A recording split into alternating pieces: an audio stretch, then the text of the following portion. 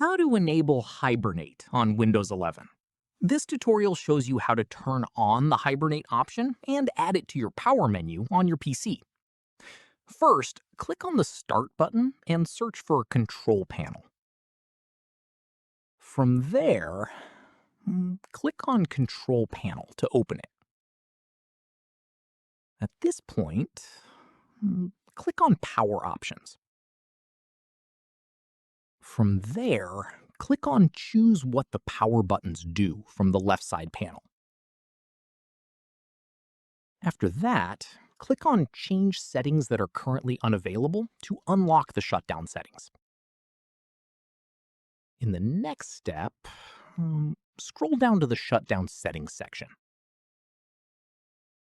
From there, check the box next to Hibernate to add it to your power menu. Once done, click on Save Changes to apply.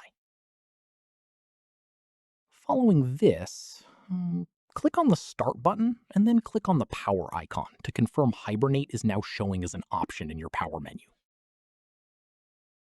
From here, if you want to enable Hibernate through Command Prompt instead, click on the Start button, search for CMD, and run it as administrator.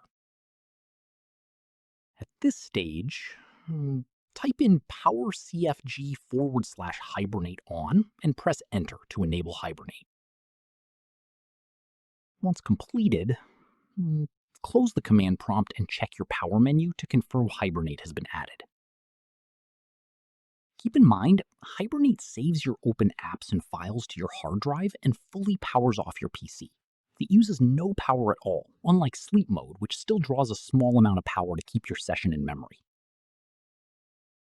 Finally, go back to the Start menu, click on the Power icon, and confirm Hibernate is now visible and selectable from the power options.